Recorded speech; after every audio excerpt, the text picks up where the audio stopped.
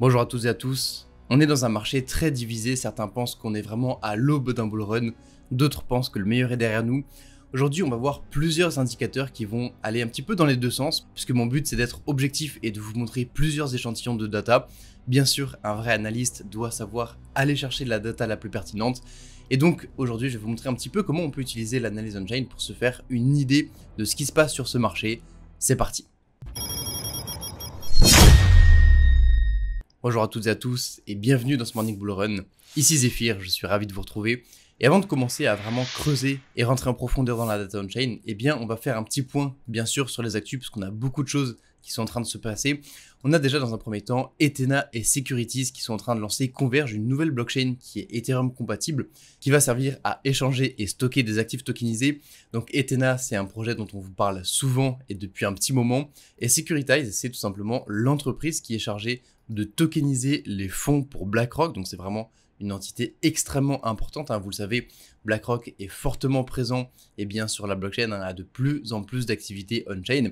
Et bien Securitize, c'est tout simplement la société par laquelle il passe pour pouvoir tokeniser des fonds, rien que ça. Donc c'est vraiment quelque chose d'extrêmement puissant. On a vu Larry Fink qui nous a annoncé que la tokenisation c'était vraiment l'avenir de la finance. Et bien ici on a vraiment les mains qui mettent en œuvre de manière pratique cet avenir. Et donc Ethena et Securitize, donc deux entités qui sont fortement liées à BlackRock et très institutionnalisées, et bien qui lancent une nouvelle blockchain. Donc on a énormément de nouvelles de ce côté-là, extrêmement intéressant. Et on continue avec Canary Capital qui remplit auprès de la SEC les dossiers pour un ETF SUI. Donc ça c'est extrêmement intéressant et ça montre bien qu'on a vraiment de plus en plus vraiment de capitaux qui vont arriver dans l'écosystème de SUI. On vous avait déjà dit que c'était un écosystème et une crypto relativement institutionnelle.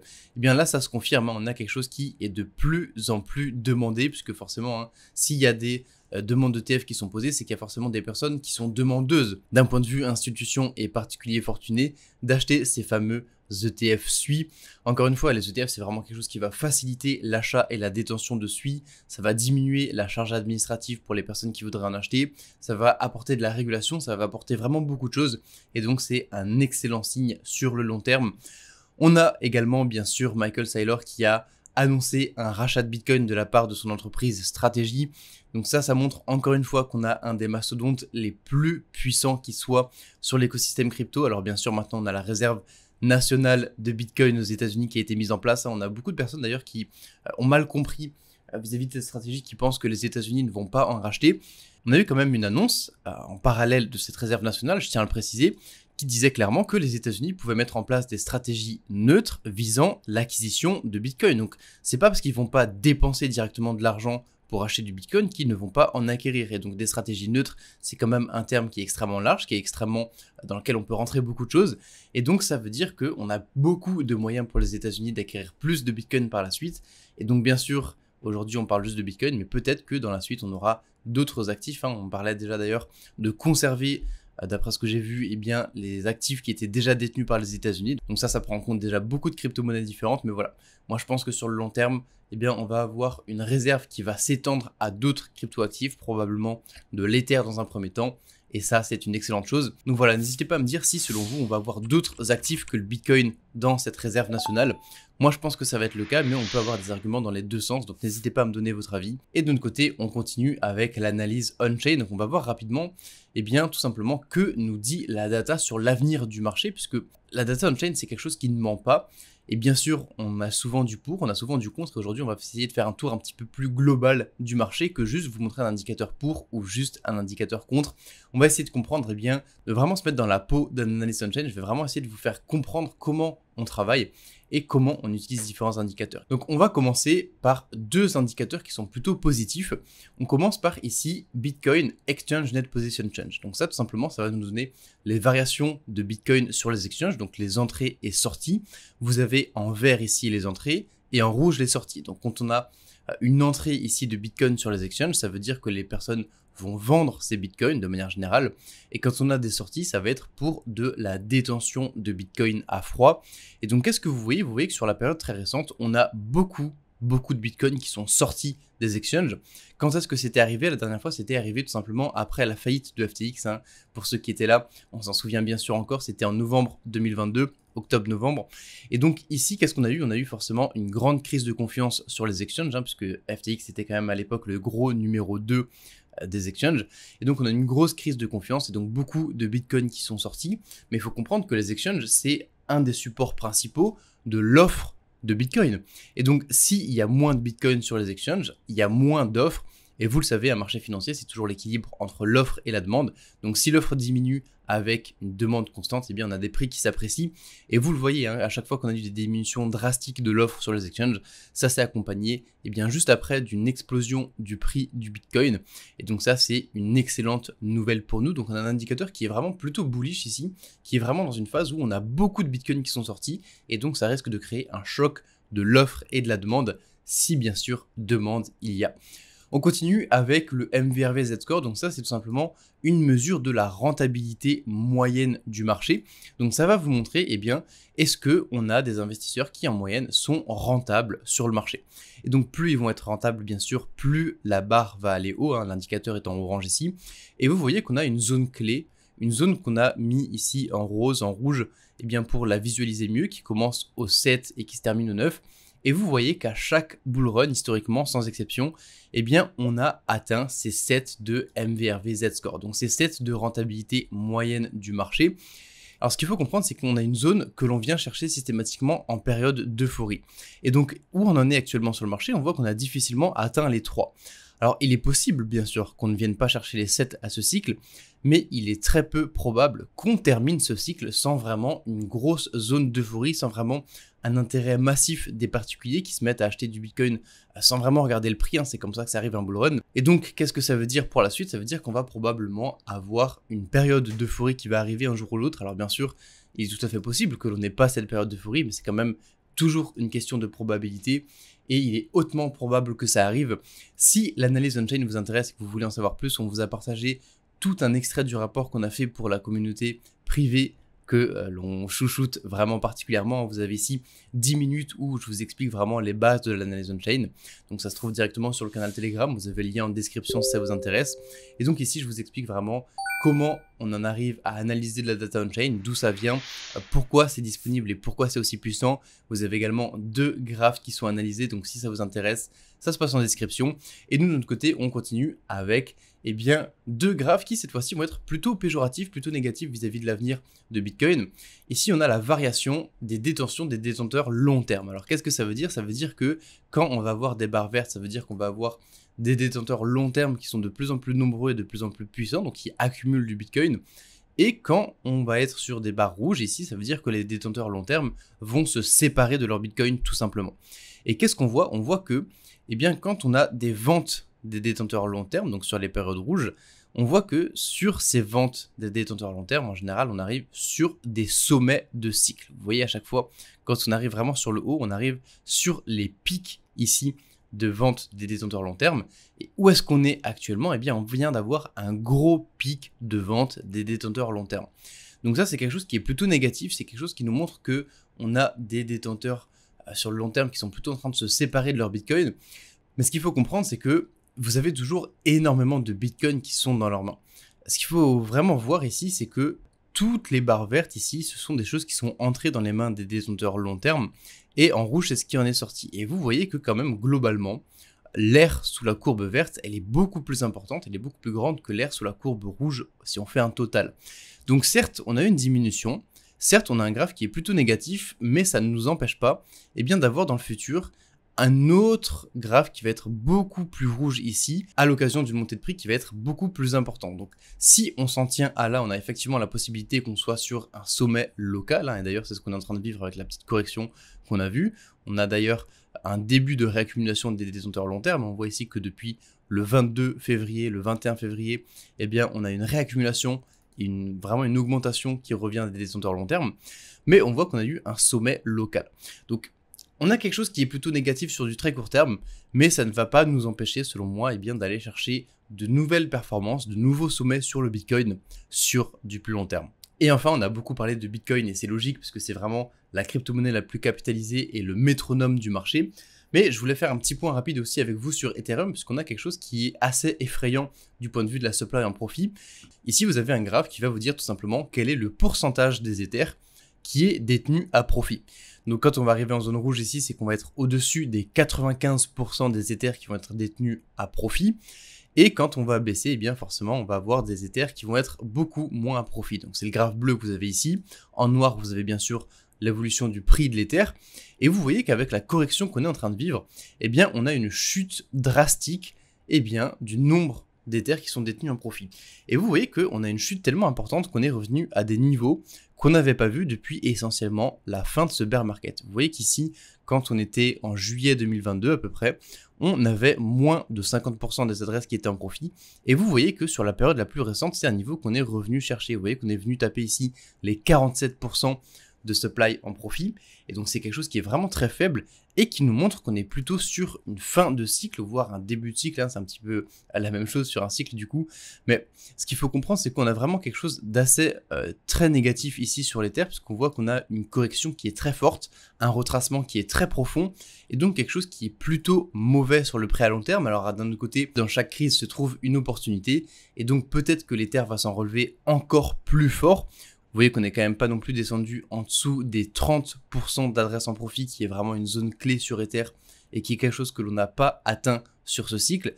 Mais voilà, on a quand même quelque chose qui est plutôt négatif, plutôt péjoratif. Est-ce que ça veut dire qu'on est dans une opportunité exceptionnelle vis-à-vis du fait qu'on est sur des prix qu'on n'a pas vus depuis plus d'un an, voire 2 ans? C'est possible, l'avenir nous le dira. En attendant, on va voir d'un point de vue technique avec Apollo ce qui nous attend sur les graphes. Merci Zéphyr, ravi de te retrouver sur les mornings et bonjour à tous, ici Apollo, j'espère que vous allez très bien ce matin. On se retrouve pour faire le point graphique sur Bitcoin, Ethereum et les alts. Alors pas énormément de mouvements ce matin et sur ce début de semaine de manière générale. Comme on l'a dit, on a un marché qui anticipe la décision des taux ce mercredi et donc on a une latéralisation des prix, on a une contraction de la volatilité. On va descendre sur le daily, on peut clairement voir cette latéralisation qui s'effectue sous cette zone de fair value gap dont on a parlé justement, qui pour le moment retient le prix. Il va falloir venir casser cette zone pour valider vraiment quelque chose. Si on vient casser et clôturer au-dessus de cette zone, là on pourrait valider tout simplement un retournement pour pouvoir venir chercher notre résistance dynamique et repartir sur éventuellement des nouveaux plus hauts. On aurait donc éventuellement la création du point bas du retracement qui dure maintenant depuis plusieurs mois sur ces niveaux-ci, après avoir comblé à 100% cette zone de fair value gap sur les 80 000. On a toujours un scénario, évidemment, où on viendrait être rejeté par cette zone de fair value gap et créer un nouveau point bas. Si c'est le cas, la prochaine target, elle se trouve ici sur la zone des 70 000, venir combler à 100% cette zone de fair value gap potentiellement pour revenir sur la zone de l'ancienne ATH qui se trouve dans ces niveaux-ci, voire même redescendre en dessous sur le bloc finalement plus long terme sur ces niveaux, donc la zone grise que vous voyez ici. Pour l'instant, on n'y est pas, honnêtement. On a vraiment un très, très joli pattern qui est en train de se mettre en place, mais on doit attendre des confirmations. Ici, ça, ce n'est pas une confirmation qu'on a un retournement à la hausse. On reste dans une structure qui est baissière sur le court terme entre ce point haut et ce point bas. Quoi qu'il en soit, on peut s'attendre à un retour de la volatilité sur ce milieu de semaine à partir de mercredi avec justement le discours de Powell et la décision sur les taux d'intérêt qui sera très probablement un maintien des taux. Mais ce qui va jouer, ce sera le discours en lui-même, les mots qu'il va pouvoir utiliser qui vont pouvoir présager certaines choses pour la suite, pour les prochains mois, les prochaines décisions sur les taux d'intérêt. Et ça, évidemment, ça peut jouer sur la psychologie, les attentes des investisseurs. Et donc, ça peut impacter le marché. Pour avoir encore plus de valeur au quotidien sur la partie trading, je vous invite à rejoindre le canal Telegram. Le lien est en description de la vidéo. On va justement demain faire un point complet sur le fondamental, sur les taux d'intérêt de la Fed et l'impact que ça peut avoir sur les marchés. Vous allez comprendre beaucoup de choses. Donc, allez-y, foncez, le lien est en description. Au niveau d'Ethereum, finalement, c'est la même chose sur ce début de semaine. On a une contraction de la volatilité et la semaine dernière, ce qu'on est venu faire, c'est qu'on est venu réagir sur notre niveau de résistance et finalement, on est venu retester ce niveau de support qui correspond à la fair value gap à l'extrême de la structure. Après, vous voyez cette prise de liquidité, donc on a une zone de high résistance ici. On a eu cette expansion. On a eu toute cette contraction, cette consolidation plutôt. Et c'est juste assez exceptionnel la quantité de liquidité qu'on est allé chercher sur ce dernier mouvement, la panique générale qu'on a créée sur ce mouvement. Et on a une phase de réaccumulation qui est très très claire dans cette zone-ci qui va nous permettre potentiellement d'aller sur des nouveaux plus hauts. Évidemment, cette phase de réaccumulation, elle peut s'approfondir, elle peut durer un certain temps, mais globalement, on est autour d'une zone ici qui a de très très très fortes probabilités de créer un point bas sur Ethereum pour repartir sur des nouveaux plus hauts. Et ça compte sur l'ensemble du marché. On va terminer avec le crypto market cap des alt hors top 10. Vous voyez que si on analyse un petit peu les structures de marché de manière très simple en hebdomadaire, on avait finalement le bas du retracement, donc du bear market de 2022-2023 qui s'est créé sur ces niveaux. On a validé une structure haussière entre ce point bas et ce point haut. On est venu retracer à l'intérieur de cette structure. On est revenu à l'origine, dans l'order block à l'origine de cette structure. Également, on est venu combler cette fair value gap et on a été chercher cette zone de liquidité avant de repartir sur des plus hauts. Ok, très bien. On a ensuite créé une nouvelle structure haussière, une structure vraiment majeure entre ce point bas et ce point haut. Qu'est-ce qu'on est venu faire? On est venu faire toute cette phase de réaccumulation où on est venu chercher cette liquidité en revenant où? Dans cette zone de déséquilibre, ce qu'on appelle du liquidity void. Dans ces zones-ci, on est venu tout pile retester ce niveau avant d'avoir un retour sur des plus hauts et créer une nouvelle structure, la structure actuelle dans laquelle on est actuellement entre ce point bas et ce point haut. Qu'est-ce qu'on fait? On vient tout simplement retracer, on vient réaccumuler sur des plus bas, chercher la liquidité. Ici, on a une prise de liquidité qui est significative sur ces niveaux, ce qu'on appelle un inducement, pour pouvoir continuer tout simplement sur des plus hauts après être revenu sur toute cette zone de bloc, la zone grise que vous voyez juste ici. On a été retester cette zone la semaine dernière. Et si on trace le Fibonacci sur ces différentes structures, on va pouvoir remarquer qu'à chaque fois, on revient dans une zone discount. Okay, ici, on revient vraiment dans la zone de retracement profond entre les 0,786 et les 0,886. Très bien. Si on trace à nouveau le Fibonacci entre ce point bas et ce point haut de cette structure, on revient ici en dessous des 50%. Okay, d'ailleurs, si on trace la structure plutôt sur le dernier point bas qui est venu break, ici, on a un retour dans l'OTE entre les 0,618 et les 0,786. Très bien. Et à nouveau, si on trace notre Fibonacci sur la structure actuelle, on a un retour dans l'OTE entre les 0,718 et les 0,786. C'est toujours la même chose. Et vous voyez, quand tout le monde panique, quand tout le monde finalement pense que c'est la fin sur les cryptos, sur les altcoins, qu'il n'y aura pas d'alt season, vous avez ce recul sur le marché, vous vous rendez compte que finalement le dernier mouvement que l'on a eu, c'est simplement un retracement tout à fait sain pour aller chercher la liquidité, faire sortir les mains faibles pour pouvoir continuer tout simplement tranquillement le cycle haussier par la suite. Alors, je ne suis pas en train de vous dire qu'on ne va pas aller plus bas sur le retracement, puisque évidemment, si on prend cet exemple, vous voyez, on a été sur la zone qui est plus basse ici. Donc si on répète la même chose, on devrait revenir sur cette zone. Ce n'est pas obligatoire. Mais en tout cas, il y a cette possibilité. Prenez vraiment ce recul sur le marché. C'est très important.